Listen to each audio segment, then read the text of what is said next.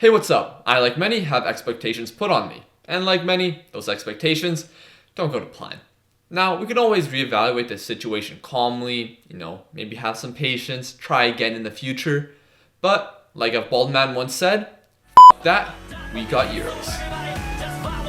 The Monaco vs Manchester City tie in the 2017 knockout stages of the Champions League is one of my favorite ties in the competition's history. Maybe it's the weird enjoyment of seeing Pep Guardiola lose, maybe it was the rise of a team that wouldn't exist 5 months later. Without the football, there's nothing to talk about, but everything leading up to it and the result that followed made this tie all the more intriguing. First, let's talk about Fraudiola. Yeah, some may say that. Others may prefer bold fraud. I know those that say that you can't win without money, and there's even those that say you can't win a Champions League without Messi. Now, I think some of those are quite unwarranted. But all in all, expectations, they were quite high for Pep when he first arrived in England. Multiple-time Champions League winner with Barcelona, winner of many trophies at Bayern, he revolutionized the game with his philosophy, and the way he trained players had many of them saying that they became better players because of him.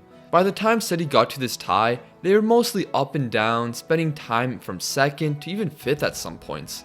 However, with Antonio Conte beginning to run away with the league, the Champions League was a great time to show what you're all about. Even though Manchester City fans booed the anthem, they still got to the semi-final of the competition the year prior, so expectations had to have been high. A combination of pressure, a squad mix with aging and young players, along with defenders that aren't the best at defending, would definitely lead to a great show. On the other side, we had Monaco. Now normally, if you draw a Ligue side that wasn't named PSG, you'd be loving life. Even then, some clubs found out that PSG wasn't so bad after all. They won each of the last 4 Ligue 1 titles, with the last one being secured by 31 points. To most, that would be a Farmers League, but 2017 told farmers to piss off because there was a new leader in the county.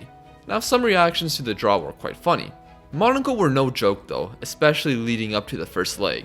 They were unbeaten in their previous 8 matches and were top of Ligue 1. Radamel Falcao found life after a terrible few years in England. Camille Glick and João Moutinho were solid veterans, and the prospects of Monaco were something else. If you didn't know much about them, you soon would.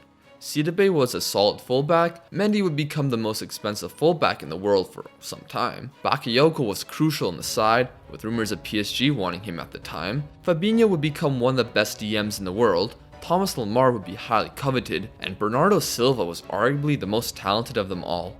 All of these guys were great and would build up some hype towards their names. Some were fool's gold, but others were going to make a name for themselves and we'd be talking about them for several years.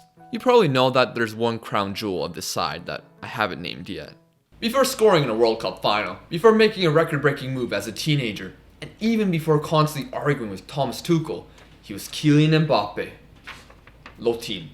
People seem to forget that part. We didn't quite know it yet, but we're potentially seeing one of the heirs to Messi and Ronaldo. Whether Kylian is ever going to reach their levels is a question I can't answer, but the hype this guy brought was something we haven't seen from a young player in years.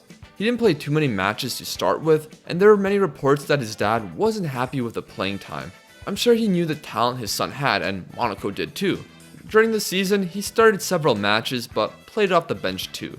I had to see this guy play for myself, and his matches against Montpellier and FC Metz in particular were great introductions. 4 goals in those 2 matches had me intrigued about him, and especially this Monaco side. A team that could score goals for fun versus Manchester City, who were questionable in defense. It seemed like a match that would entertain, and soon more of Europe would learn about this team and their players. Realistically, there were many teams already watching these players and scouting them, because that's what clubs with good scouts do. Throughout this 2-legged affair, we would run into the 5 phases of Manchester City in the Champions League under Pep. There we go, we got the first one. And while these 5 phases may age terribly, like Manchester City's financial statements, that's for future Lucas to worry about. Yeah, the band did end up aging pretty poorly, but don't worry, the 5 phases, they don't age too poorly. With the lineups, we saw Manchester City with injury problems to their back line. This was emphasized by Fernandinho playing left back. I promise all these phases aren't going to happen right away. Then comes Monaco's lineup, and it's just incredible to me. Looking back 3 years later, this makes me a little sad that this season was really the only time we saw this entire group play together. While some get more admiration than others, it's a real damn shame to the game that Andrea Raggi never gets his praise. Now getting into the match, I watched the entirety back and there's a lot to unpack.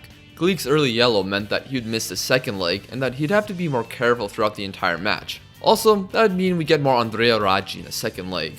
While Mbappe was being called the next Henry constantly by commentators and making players look silly and slow, Bernardo Silva sent Yaya Toure to lunch. It just looks weird with him in a Monaco kit for some reason. While the first 20ish minutes weren't anything crazy, we saw the first goal in the 26th minute. Stane did incredible, but that lead didn't last long, with Radamel Falcao scoring a good header from a Fabinho cross. A common theme from Manchester City that season was that they liked to play out from the back. Unfortunately for Pep, they rarely ever had the right pieces to do it flawlessly, so that led to times where they just gave the ball away or put themselves in tricky situations. Falcao's goal was one of those times. Just after that, the ref decided to give Manchester City a yellow card. Instead of receiving a penalty, Aguero got a yellow card for simulation. I mean, he is going down somewhat early, but there is clean contact. By the way, the ref is Antonio Mateo Lajos. I don't know if I pronounced that right, but him and Pep, they certainly weren't best friends. Mbappe scored before halftime and the hype just kept on growing. Now imagine how Pep is feeling. 2-1 down, a penalty not given, but it was time for the second half, and great performance, no mistakes needed. Oh, Otamendi, what are you doing? Looks like Falcao is getting his second.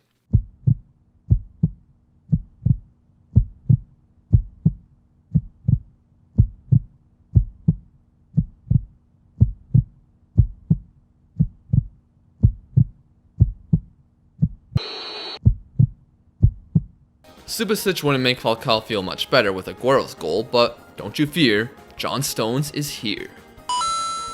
A brilliant chip from the Colombian continues the drama. Now around the 67th minute mark, I kept thinking to myself, how are Manchester City gonna get the goals? Alright, they have Aguero. He's not bad. There were yellow cards flying everywhere. There was one that was a turning point in Bernardo Silva's career. After this tactical foul, Manchester City knew that they had to buy him. Soon, Stones made up for his error and one last goal sealed the match and this tie. Okay, not really, but an entertaining match with so much still to be written. In the lead up towards the second leg, Monaco continued to win in Ligue. In their Champions League match though, they would need to win by 2 to advance, while Manchester City on the other hand, at worst would have to lose by 1. And with a 2-goal advantage, you'd trust they could do it. Right, I forgot, this was year 1 Manchester City. Nevertheless, the amount of goals they scored in the first leg was incredible, and Ligue was missing for the second leg due to yellow card accumulation. Jemerson, who was suspended for the previous match, would play alongside Andrea Raggi. Early on, Monaco were fighting, they were creating several great chances, and Mbappe in particular was getting into great positions to score goals for himself, and that's what he did in the 10th minute with Monaco taking the lead. Mbappe also scored soon after, but he was offside. Monaco looked like they wanted it more though, and with Fabinho making it 2-0, they would be advancing via away goals. It wasn't the end though, which was the story of this tie. There's a portion where one team dominates and looks like they're going through, and then the pendulum switches, which is what happened in the second half. Manchester City desperately needed a goal, and with their attacking talent, they created chance after chance. Saved by SYBS, blocked by Raggi, and so many opportunities wasted until the 70th minute. Raheem Sterling shoots with his weak foot. It looks non-threatening, but SYBS parries it into open space, and Leroy Sané is the first to get it. 2-1 Monaco, but more importantly, 6-5 Manchester City over 2 legs.